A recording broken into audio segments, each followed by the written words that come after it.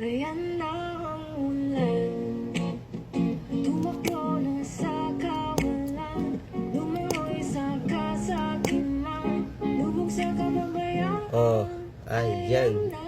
Pilipinas, kumusta? Pilipino, ano na? Ating bayan ay lubog na sa kasakiman nila. Meron pa siguro tayong pag-asang natitira kung ang lahat ng Pilipino'y muling magkakaisa laban sa mga kurakot, ganid na mandaraya. Silang mga sugapan na walang awa sa kapwa. Napakagandang ehemplo ng pangit na halimbawa ng malayang kriminal na pawang mga walang sala.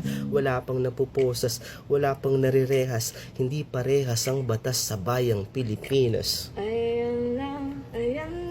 Balik na rin na tong watawat, walang magpapaawat, pagkat masahol pa kayo sa bagyo at habagat. Baha na dapat kayo mismo ang nakakaranas, maswerte ba kayo, ba't kami laging may? Balik na rin na tong watawat, walang magpapaawat, pagkat masahol pa kayo sa bagyo at habagat.